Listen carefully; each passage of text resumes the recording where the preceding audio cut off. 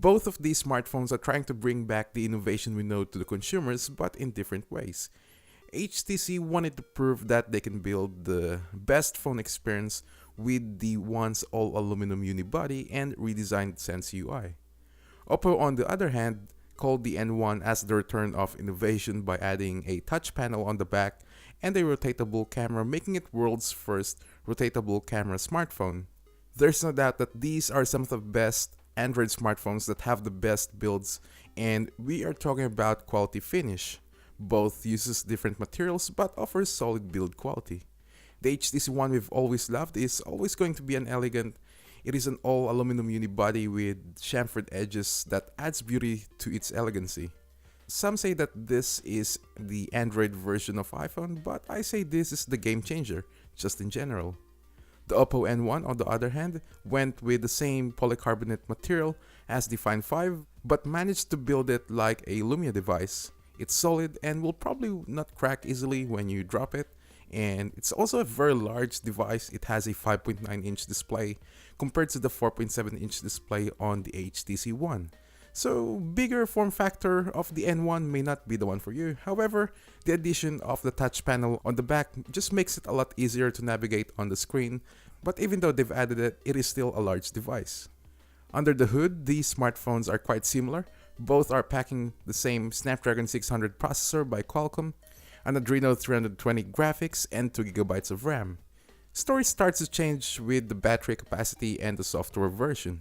The N1 is powered by a 3610 mAh battery running Android 4.2 with ColorOS on top of it. The One, on the other hand, has a smaller 2300 mAh battery and is running Android 4.3 Jelly Bean with Sense 5 on top of it.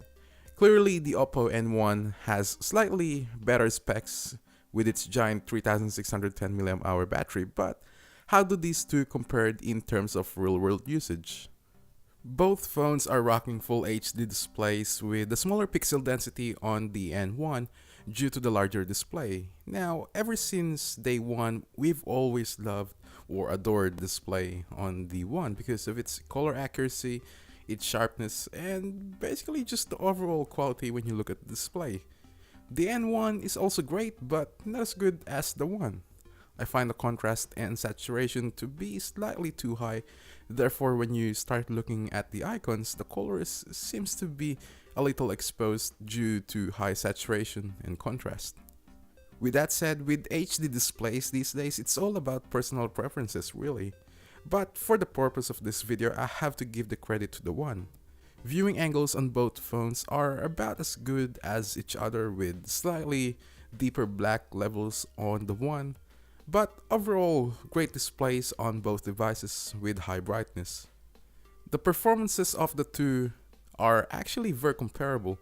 Each has its own version of Android to replicate or match the phone. Sense 5.5 is known for its tidiness and one of the most organized UI you can have, and I love it.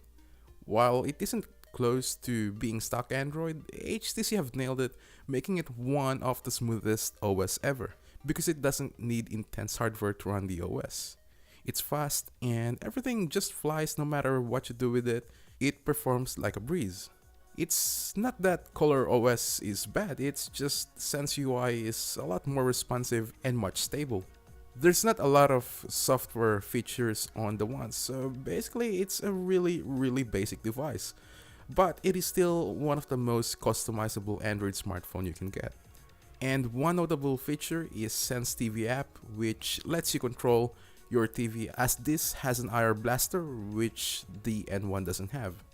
Now, some parts of the software still doesn't make sense, like having blink feed on the home screen. It's just not a great idea to have, especially with the release of Android 4.4 KitKat, where you now have the option to have a Google Now dedicated page on your home screen. The N1, on the other hand, I guess in a way you can still call its OS a prototype still. Before we talk about the OS, I wanted to let you know that you can also get these with CyanogenMod installed if you love slightly tweaked stock Android. But since we have the ColorOS model, we have to base my experience on how it was performing during the time I was using it. As mentioned, it is still in the beta process. It is still buggy, like for the notification bar, for example, where it would not display it properly sometimes. The touch responsiveness can also sometimes be delayed, and it does get frustrating at times, but again, that can be fixed through firmware updates. Well, apparently, according to some of my friends or mates that are using the CyanogenMod model, they seem to be having issues with the O-Click, which is, by the way, a Bluetooth remote control for your Oppo N1. Thankfully, that is not the case with this model. Basically, the remote control will let you take photos remotely ring your phone if you couldn't find it around your house. You can also start ringing your N1 if it's out of the range of O-Click. And you also get a notification light on the O-Click which flashes if there's incoming call or messages. It is still quite limited in terms of what you can do, but considering this is a free accessory for your N1, I think that's a nice accessory included in the package.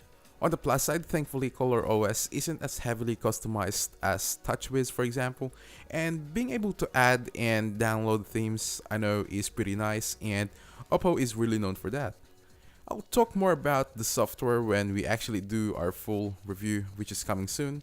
And killing the performance on these two are really just almost impossible even with some of the most graphic intensive games. Both phones were able to handle it like nothing, to be honest. And you can check out our HTC One review and Oppo N1 unboxing if you want to see the benchmark results. Those links will be in the description box below.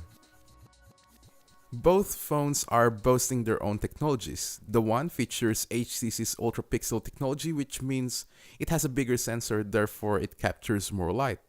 The N1 on the other hand have a rotatable camera because they believe that every camera angle should have the same quality, especially with the front-facing camera.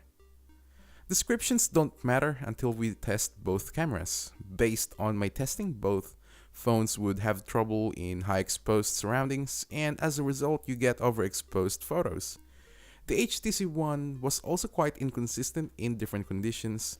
Some still shots look fantastic, but others are just lacking in contrast and saturation to really give you that true-to-life photos.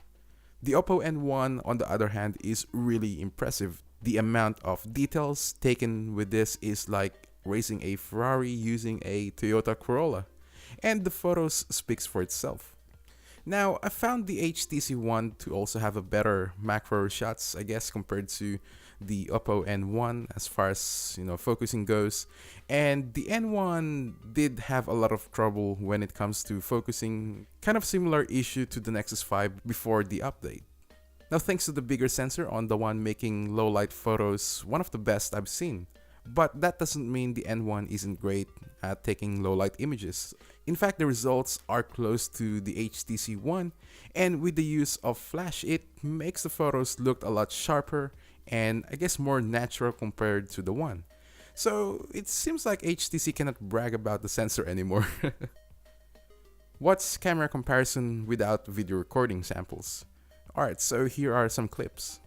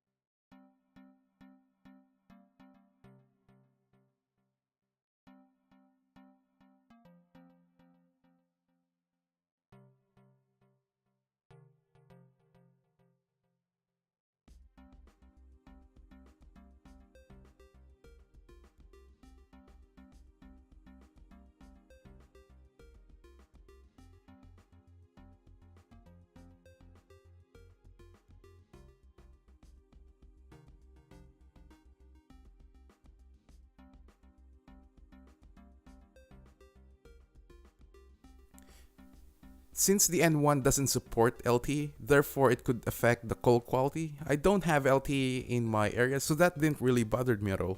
Both phones offer no dropouts, with slightly richer and clearer tone on the One, and slightly muffled sound on the N1. Battery lives are almost incomparable on these two, mainly because of the bigger 3610 mAh battery on the N1 compared to the 2300 mAh battery on the One. I was able to use the N1 for a full day of heavy usage with 9 hours of heavy usage on the One. So if you want a longer battery life, then definitely the N1 is a great choice. Or unless you're willing to carry an external battery pack, then go with the One.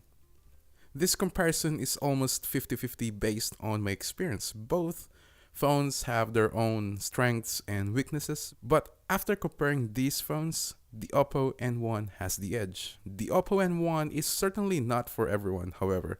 If you cannot live with big smartphones, then choose the HTC One. It is still one of the best Android smartphones you can get. However, if you are a Note 3 user that loves big displays and long battery life, then there is no doubt that the N1 is the best choice. Now, these are just my thoughts. What are yours? Please do let us know in the comments below. If you enjoyed this video, then definitely hit that like button, smash it if you want. And if you're new to the channel, then definitely subscribe to us so you won't miss out any of our future videos. You can also follow us on Facebook, Twitter, Google+, and Instagram. All the links will be in the description box below. As always, I'm Jens Garcia from Tech for Geeks, and I'll see you all in the next one.